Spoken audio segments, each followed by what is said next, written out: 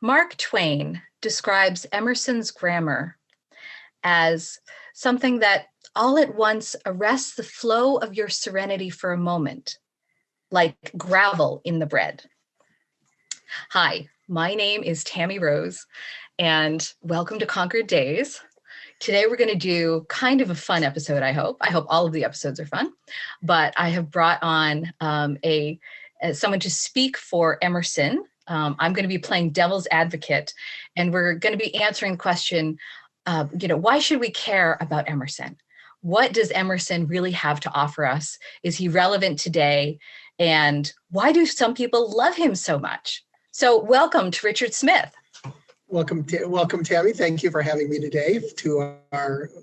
How many of these have we done so far? We've done a lot of these so far. We have done a lot of them, and they're fun. And I'm excited to do ones with guests and also ones where you and I just get to talk. Well, this is the first one where we've really kind of dealt with the Sage of Concord.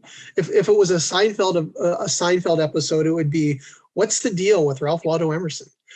And so, and Emerson is an interesting subject because people either love him or people either hate him, but I don't know if a lot of people really understand him. He's kind of the king of quotes, and a lot of the quotes you see online that are attributed to Emerson aren't his anyway. The famous one is, the one that comes to the top of my head, if you build a better mousetrap, the world will beat a path to your door. And it's almost always attributed to Emerson, and he never said that. So right. He said something about mousetraps. He said something about the world coming to your door. It's this long and protracted thing, but people shorten it into something clever. And that wasn't how it was originally written. Yeah. Right. I would say the first lesson, the first takeaway to offer it to everybody, if you see a marvelous Emerson quote, like what happened to me earlier today, I wanted to read a quote, a great teacher makes hard things easy, which I've seen everywhere attributed to Emerson. If you have any questions, Google that quote. And if you're only getting Pinterest or Instagram memes, then think twice. Yeah. So, Emerson was, so let's go back to 1840, 1850, 1860 Concord. Emerson's the guy in Concord. He's the man of Concord. He's one of the men of Boston. He was on a par with people like Henry Wadsworth Longfellow and Dr. Oliver Wendell Holmes and Nathaniel Hawthorne. He's hanging out with all those people, and he's considered one of the most important figures in mid-19th century Boston and definitely in Concord. He was a lecturer. He obviously was writing books and essays. Born in Boston in 1803. His father was a Unitarian minister. His grandfather was a minister, living at the Old Manse during the Battle of Concord. His dad died when he was 8. He had five brothers altogether, and I think, if I remember correctly, and they grew up really, really poor. And eventually he worked his way up. He was a school teacher for a while. He eventually became a minister, graduated from Harvard Divinity School, and was a minister in Boston and Lexington, moved to Concord in 1835, and became, by then he had given up the ministry and became a writer and a lecturer. And so actually let's talk about how he gave up the ministry and sort of what happened to him.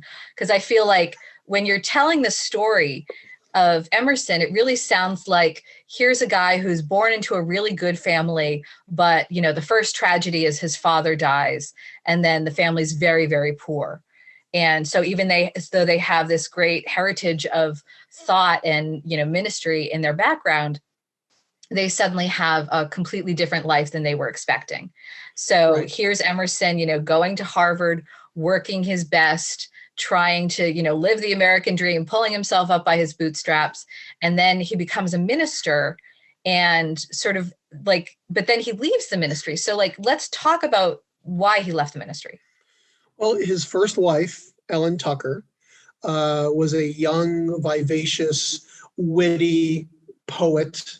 From what we know, absolutely beautiful. The two of them were absolutely in love with each other when they got married. And for a while, they were kind of like the it couple of Boston. He's the young, cool, progressive minister. She's the beautiful, vivacious, witty poet. But they were only married for about a year or so because she was suffering from tuberculosis, and she died at a relatively young age. I think she was 19 or 20 when she died. Waldo was only a few years older than her. And so that really kind of shook his faith in God.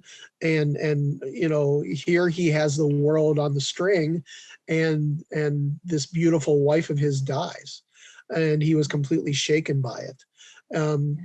And so he had issues with why would God do such a thing. He had issues with religious services themselves. And in particular, he was really bothered by the whole idea of Holy Communion.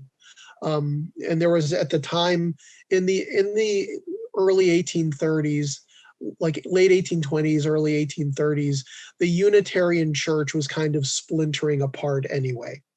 In Boston, the Unitarians were kind of questioning the whole idea about their faith, about religion, about Jesus, about religious propriety.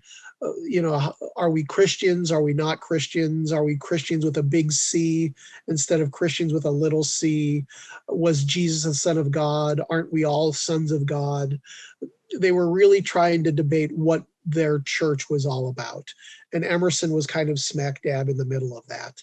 And he had a real problem with the whole idea of Holy Communion, and was it or was it not the body of Christ? And what right. did Jesus... And why would any religion practice cannibalism? Granted, Right. it's a ritual, right? But like, why, like, what is the deeper meaning behind that? Does it really need to happen in order for you to commune with a higher self or a higher being? Yeah. Right. And I'm glad you used the word ritual, because that's what Emerson was having a problem with, was the rituals of the Unitarian Church.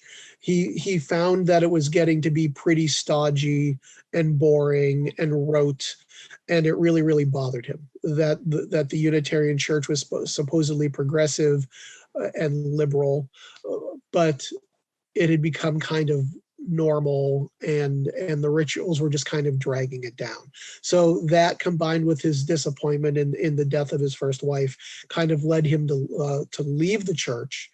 And by then he was living in Concord at the Old Manse in 1834, where he wrote his first book, Nature.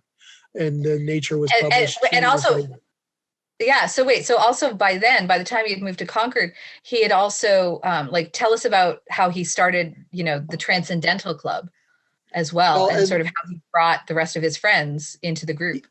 Yeah, he's not the only Unitarian minister who's kind of irritated about the Unitarian Church, and there were others at the same time, all around the same age, guys in their 30s, early 30s, who were really looking for intellectual and spiritual growth and conversation, trying to figure out what are we going to do with not only this church, but also with ourselves. We're ministers.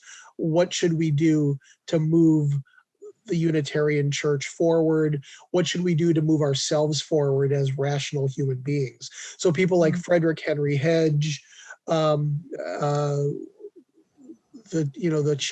Henry Channing, Theodore Parker, these are all Unitarian ministers who were kind of looking for answers, not only within the church, but outside of the church as well. And so Emerson writes Nature. It comes out in 1836. Oliver Wendell Holmes, Dr. Oliver Wendell Holmes, I think, was the one who called it our intellectual Declaration of Independence. And it's kind of the book that that is saying, okay, the old ideas about religion, the old ideas about spirituality, because remember, this is the 1830s. America was an incredibly spiritual place, at least on the surface at the time, Yeah. and so religion was taken very, very seriously. And so Emerson is basically saying, it's time for new ideas. It's time for new thoughts. It's time for something a little bit different than the old time religion. If it's okay, can I read the beginning of Nature, because Yes. he kind of addresses that. Yeah. Okay. Our age is retrospective. It builds the sepulchres of the fathers. It writes biographies, histories, and criticism. The foregoing generations beheld God and nature face to face, we through their eyes. Why should not we also enjoy an original relation to the universe? There are new lands, new men, new thoughts. Let us demand our own works and laws and worship. So Emerson is saying in Nature, okay, great. We've learned all this stuff about nature. We've learned all this stuff about religion. Why should we take what our forefathers, what the Bible has taught us, why should we take it as gospel? No pun intended. Yeah. It's time for us to kind of start thinking outside of the box when it comes to religion and God and spirituality and nature. Yeah. And so, go ahead. I was going to say, it seems to me like that's a very American and also like generational thing where, and I feel like we've seen it in music, like from Elvis to the Beatles to, the punk scene, where like every generation sort of has to define things for themselves. Absolutely. Sure. And that's what's going on. Starting in the 1830s, there was this not so subtle movement in America called Young America. And it's not really a group. It's not really. It's not really David Bowie. It's not really. No. Right. Yeah. It's not really Johnny Rotten. But what Young America was, it was like people in their late 20s and 30s saying, if America's going to move forward, it's going to be the young people who are going to do it politically, culturally, socially, spiritually, religiously. The whole idea of moving west, the whole idea of helping America expand culturally, that's being done more or less by people in their 20s and 30s. We kind of think of Emerson now as always being really old. but in 1836, he was 33 years old. So he's a relatively young guy saying, we need a new wisdom, we need a new law, we need a new religion, we need a new spirituality. And it completely freaked people out. See, that's the part I like, Right, absolutely, sure. Yeah. Sure, instead of dyeing his hair blue and wearing safety pins, he's communing with nature and saying, oh, look, nature is God. Nature and God are one and the same. And, and some of the Unitarians accepted that. A lot of the Unitarians were completely freaked out by it. They thought it was blasphemous. I think, modern Christianity now, what's the line? If you say that nature is God, it says that you should not be worshiping the creation, you should be worshiping the creator. But to Emerson and the Transcendentalists, the creator and the creation are one and the same. Yeah. And also like the rest of society that he's in right now, like America still felt like, this young colony, and nature didn't seem like this benevolent thing. It probably felt like we actually need to conquer the land that we're on. We need to cut down all the trees and use them for firewood. And because we have no idea, what else nature is going to unleash upon us, snow and rain and hurricanes and all this sense of unpredictability, Well, to a lot of people, nature was a scary place, because if you go into nature, you're going to find Indians and bears and wildcats. and Yeah. things that aren't good for you. And so nature was something to be conquered. Um, not only for the use of firewood and stuff, but also because nature's a scary thing. The woods are a scary place. Yeah. Emerson is saying, and then later Thoreau is saying, no, go to the woods. You Yeah. know, I think Embrace it. I think one of the reasons that Thoreau originally used the subtitle for Walden or Life in the Woods, because even by the 1850s, people were still scared of the woods and still scared of nature. And Yeah. so Emerson and later Thoreau in particular really wanted to say, well, no, the woods is a good place. Nature's a good thing. And Yeah. and we should be living in harmony with nature. Yeah, we can cut down trees, but we should also be aware that the woods is a place for revitalization and for regeneration and spiritual growth. And Yeah. that whole idea was pretty radical. Nowadays, we kind of take that for granted. That's why we have national parks and why we have town parks and rail trails and stuff like that. Yeah. But in 1836, this was a pretty radical notion. Absolutely. So is there anything else from nature that you want to share that you Yeah, find inspiring? I think I need to read the famous line that everybody always talks about. And for me, this is kind of like transcendentalism in a nutshell. Crossing a bare common in snow puddles at twilight under a clouded sky, without having in my thoughts any occurrence of special good fortune, I have enjoyed a perfect exhilaration. Almost I fear to think how glad I am. In the woods, too, a man casts off his years as the snake his slough, and at what period soever of life is always a child.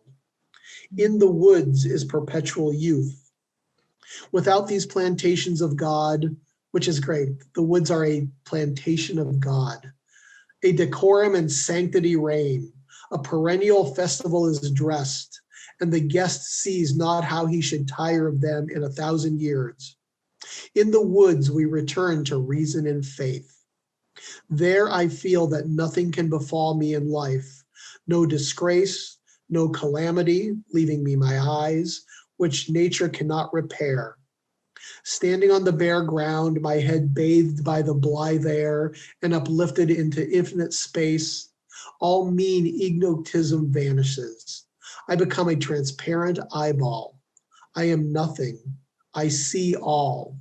The currents of the universal being circulate through me. I am part or particle of God.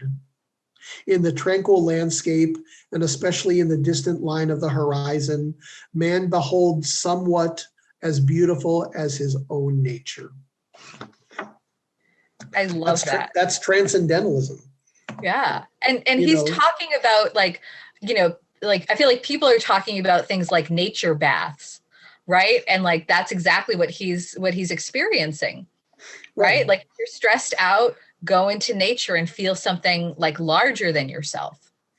And so not only for Emerson, whenever you use the word transcendentalism, I always think that subconsciously you should replace it with either the word individualism or replace it with the word self-reliance, which of course is Emerson's famous essay. This idea of going to the woods, being alone, having almost like an epiphany in the midst of the woods where you realize that you are part of the bigger picture, part of the universe. He calls God the universal being, which I absolutely love. Thoreau would call God universal intelligence at one time. It's this idea that there are these truths that are self-evident that you can find not only within you, but being in the midst of the woods as well. Truth, beauty, justice, love. These are all with capital letters, of course. These are the things that are inside you. That if you turn within yourself or go to the woods and turn outward, you're going to discover what these things are all about. Right. And so also he's using self-reliance in a very unique way that's, very typical, or it's unique to his time and his usage, because the idea that you can turn away from all of, the church and all its pedagogy and the academic world and just learn things for yourself and through your own experience.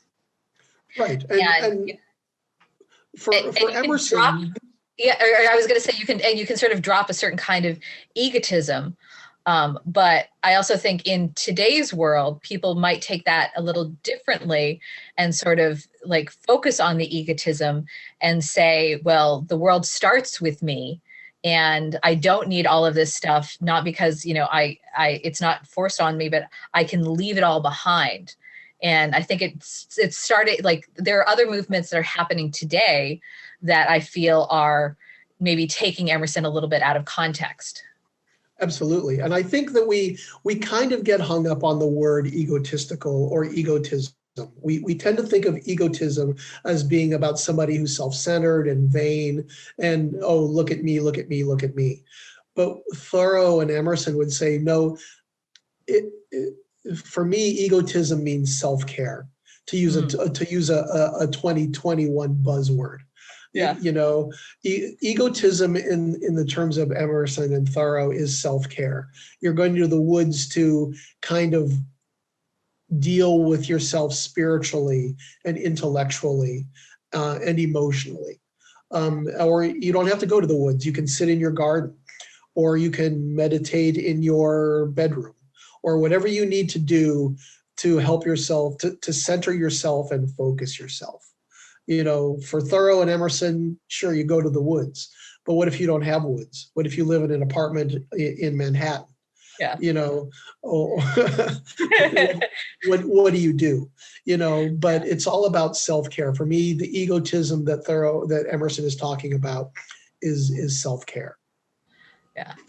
And I was going to say, like, even when I was living in Brooklyn and my window faced onto a brick wall, I still felt like, because I knew the Transcendentalists, I could figure out a way to, like, be in touch with that part of myself. So I can vouch that's completely true. So right. So I was going to say, I have a question to sort of switch the topic a little bit. So you had pointed out the great phrase, like the plantations of God, right? Instead of plantations of a slave owner. And right. a lot of the Transcendental Circle was also supporting a lot of people who were part of, the abolitionist movement or the reform movement. And from what I understand of Emerson, he supported all of that, but not publicly, not until sort of very late in the game. So right. Can you sort of talk about how he viewed the idea of sort of staying unto yourself and not joining in with, like, these larger parts of society, sure. and where he found value in that? Yeah. So by 1850, Emerson was pretty famous. 1845, 1850, he's pretty famous. He's known around the country, and he's starting to become known across the pond in England and the UK. He's an abolitionist. He certainly believed that slavery was wrong, but he's a public figure.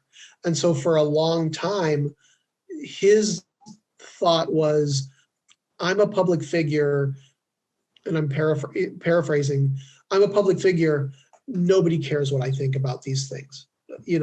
Why should I go out there and make these pronouncements? Which is interesting at a time when here in 2021, when every famous celebrity feels like he needs to speak out on everything. Emerson's thinking, no, I'm going to keep that to myself. I'm going to do my job, and giving the lectures that I give, people pretty much will understand what I'm talking about anyway. So it really wasn't until 1844, 1845 when he starts to give anti-slavery lectures. And so he just really kind of felt like, oh, I'm a public guy. It's nobody's business what I think about these things. I'll just kind of keep it to myself. But then abolitionists like his wife, Lydian, and some of the women in the Female Anti-Slavery Society of Concord, they kind of said to him, well, no, it's because you're famous, which is why you should speak out. Right. You know, and he eventually got comfortable doing it. You know, Thoreau didn't care because Thoreau wasn't famous. So Thoreau's going to speak out whenever he feels like it. Right? You know, he had nothing to lose. Emerson kind of felt like maybe he had something to lose by speaking out on public issues. Which, you know, I can kind of see, I can see both sides of the coin when it comes to that. You know, a lot of times, depending on whether or not you like the celebrity, if a celebrity speaks out against something, if you like that celebrity, you're like, yeah, right on. But if you don't like the celebrity, you're like, well, who does she think she is? Or who does he think he is? Yeah. So Emerson kind of went both ways with that, I think. Right. And then it made it all the more powerful when he actually did start to speak out, because it was ahead of the Civil War and he was taking Absolutely. Part. Well, the Civil War kind of changed everything, because when the Civil War began, then it's okay for famous people to speak out in favor of the Civil War. It's okay to speak out in favor of the Union. And you even had people like Dr. Holmes and Emerson and others really start to speak out in favor of the war, because it was the patriotic thing to do. Right. So the Civil War kind of changed attitudes. Suddenly it's okay for famous people to speak out in favor of the war because they're showing their patriotism. Speaking out against slavery in the 1840s and 50s, not only was it deemed unpatriotic by people, it was deemed dangerous and irresponsible to be speaking out against slavery.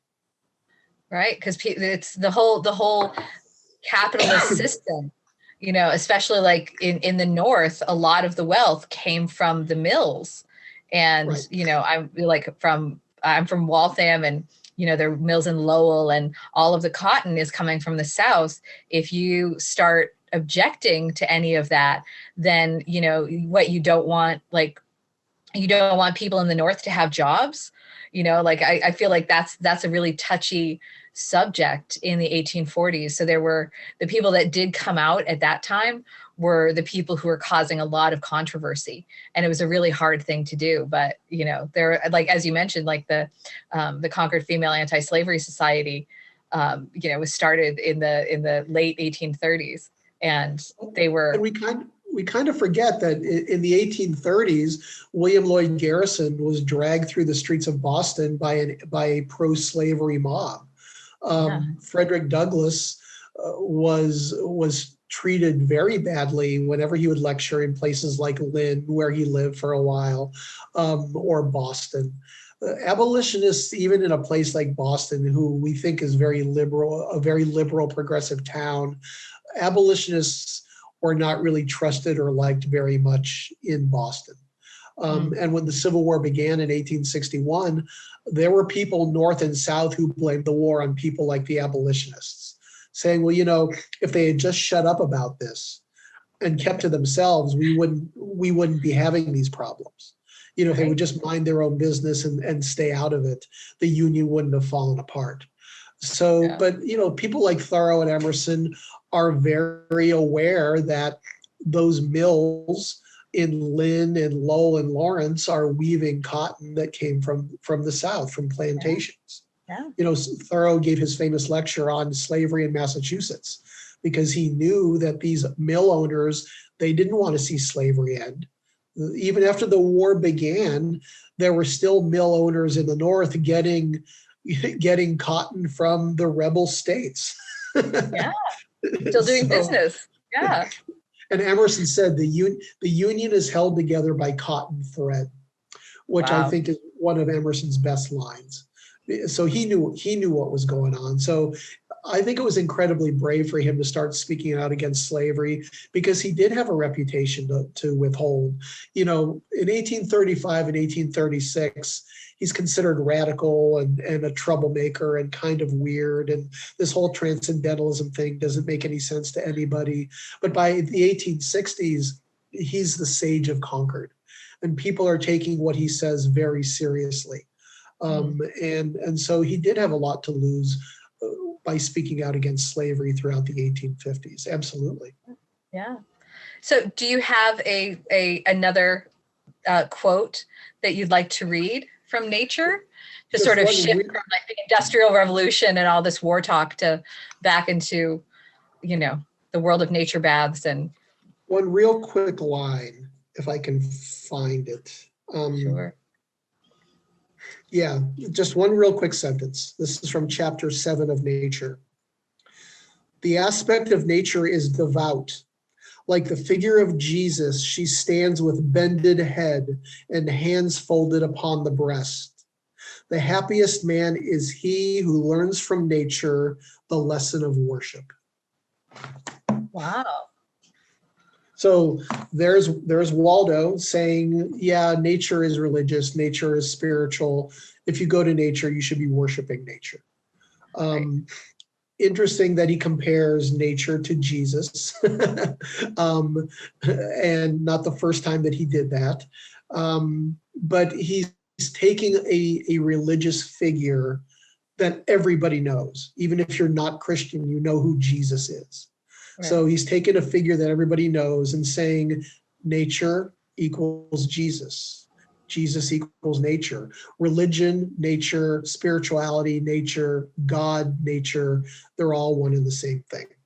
Yeah. And that reminds me of the line that Thoreau has about nature teaching us how to die, because Absolutely. The whole idea of, sort of like even Jesus, like sort of sacrificing himself. Like we go through the seasons, we watch, especially in New England, you watch the trees, flare up in the autumn and then just turn into skeletons of themselves. And then there's this amazing rebirth. And that speaks to a larger human story that I agree with Emerson, that transcends the ideas of Christianity. We have Easter and we talk about Jesus rising from the dead or whatever, all this religious stuff, but that also came out of a lot of pagan festivals as well. So there's a strong pagan relationship to transcendentalism without, calling it that. Well, they were accused of being pagans. They were accused of being blasphemers. They were accused of being heretics. And I find it really interesting because when the Unitarians started to break away from the Congregationalists in the 1820s, the Congregationalists said that the Unitarians were a bunch of heretics and pagans. And then when the Transcendentalists started to break away from the Unitarians said that the Transcendentalists were a bunch of heretics and pagans. So it kind of goes round and round and round. And it's what we started this conversation with. It's the younger generation kind of looking for new and better ways to do things. Like Emerson says, our world is retrospective, our age is retrospective. He doesn't mean that as a compliment. The problem with being retrospective is we're always looking backwards. Well, that's great, but we need to look backwards so that we can move forward. And that's what Emerson and the other transcendentalists were trying to do. They're trying to move America forward culturally and spiritually. Walt Whitman is the same way. Walt Whitman's writing Leaves of Grass because he wants to move America forward in terms of poetry. Yeah, Longfellow's great. Yeah, Whittier's great. But let's do something new. Let's do something different and radical. And so that's why Walt was writing Leaves of Grass, to kind of move the whole idea of poetry forward into a modern text. And Emerson's doing the same thing with nature. He's doing the same thing with a lot of his essays. Yeah, and also another connection between Whitman and Emerson. Whitman had sent Emerson a copy of Leaves of Grass, the first edition, and then Emerson wrote back and said, I greet you at the beginning of a great career, something like that. Sure. Yeah, Emerson had a lecture called The Poet. And in the lecture, he says, and again, I'm paraphrasing, he says, we need something new. We need a poet who's going to do something different and radical, not only for America, but for the world, so that we can move forward with the whole idea of what poetry really is. Exactly. And Walt basically says, oh, that's me. I can do that. Yeah. And he starts writing Leaves of Grass. Yeah. So, But he, when he sends it off to Emerson, and Emerson writes him back, and he's very excited. And then, without asking Waldo, he just uses that quote, and oh he yeah, says, like, "This is my book endorsement. This is, whatever." And to speak to that mention that you had about, Emerson being aware of his public personality and not wanting to, be partisan or show any favors. Emerson was actually a little angry that Walt Whitman had taken that and used it for publicity. And like, if you look at Leaves of Grass, you'll see it opens with that quote. There's usually a line of recommendation about that. It was on the spine of the second edition. I Greet You at the Beginning of a Great Career was on the spine of the second edition of Leaves of Grass. And Emerson was really irritated by that, because here he is giving what he thought was a private recommendation to Walt, saying this book is amazing. And Walt's like, great, I'm going to tell the whole world that you think it's amazing, which kind of shows the power of Ralph Waldo Emerson. Walt is hoping that if he's got Emerson's name on his book, people are going to say, well, if Emerson likes it, it must be really great. Yeah. So Walt knew exactly what he was doing. And so we cannot stress enough how important Ralph Waldo Emerson was to the mid-19th century. From like 1840 to about 1870, I think. For those 30 years, he's the guy that a lot of people are looking to for culture. They're looking to him for spirituality. They're looking to him for advice. It's almost like, well, what does Emerson think? If Emerson thinks this, then it must be okay. Yeah. So in closing, what kind of advice would you give to a young scholar or somebody who's sitting in front of like a book of Emerson and trying to crack the code and trying to get in? What would you say? I think that you should just kind of let it flow. I think it's like doing algebra. If you worry too much about doing algebra is going to be really hard. And which is probably why I hate algebra. But all these figures are in front of you, and you've got letters combined with numbers, and how does this all work? And I don't get it. Yeah. Emerson's kind of the same way. I don't know. I think the code for Emerson is up to each and every individual. When I do Living History is Thorough, a lot of times people will come to me and they'll throw some quote at me from Henry, and they'll say, well, Mr. Thorough, what did you mean by this quote? As Thorough, I always say, well, what do you think it meant? Because I think that Henry would be really irritated if I was walking around saying, well, this is what he meant by this line. I get really nervous when people say, well, what Thoreau meant was, or what Emerson meant was. And so I think that any of Emerson's writings, what does it say to you as an individual? What do you get out of it? I don't know if there's any great code that needs to be broken, because every single person that reads any of Emerson's essays, it's going to mean different things to you. Yeah. So just because you think it means something doesn't mean it's going to mean the same thing to me or anybody else. So the code is, there is no code. It sounds like the Matrix.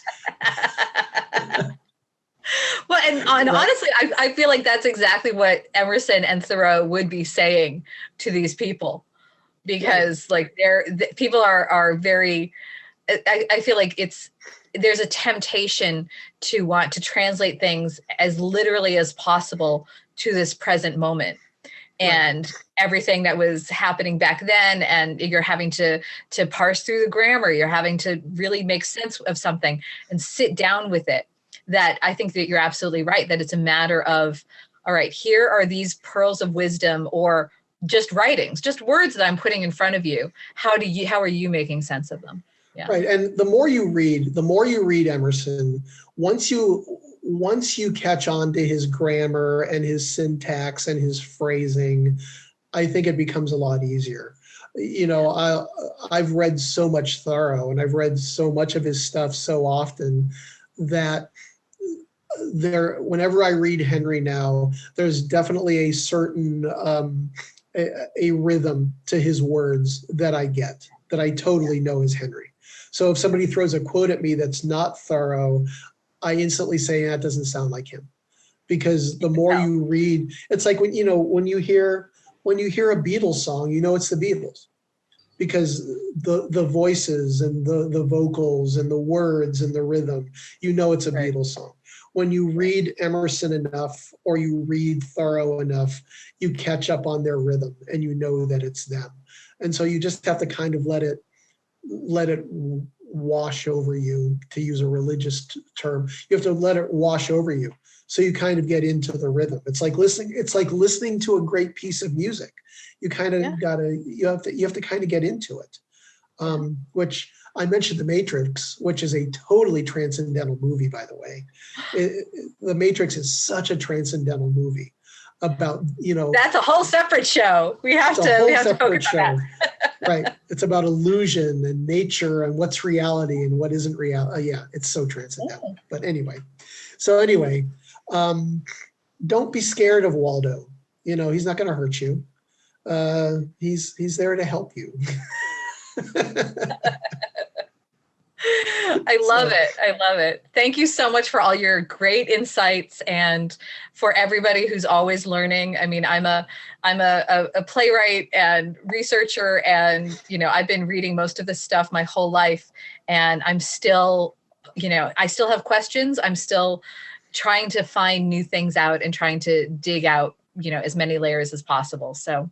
Well, same here. 25 years later, and I still read Emerson and Thoreau, and I'm thinking to myself, what are you talking about? So, it's a never-ending, always learning process when it comes to any of these people, or anything. Exactly. But especially the Transcendentalists, it's a never-ending process, which is part of the journey. It's not about the destination; it's the journey, which I think is a really important thing to learn. So. Yeah. Anyway, and if anybody is Tammy. watching, absolutely. And if anybody is watching and, wants to go on Facebook, there's a group called Transcendentalists 2021. We'll put the link in the description. And we're currently having a lot of exciting conversations about that. Emerson was our author of the month for February of 2021. But I suspect that this is going to, the conversations about Emerson are not going to end. So look us up on Facebook and find us and keep talking. If you have any questions, put them here at the video, or go to Facebook, or, contact us, or come to Concord. That's how you can really, Don't be scared. So my name is Richard Smith, and on behalf of myself and Tammy Rose, thank you for joining us here on Concord Days.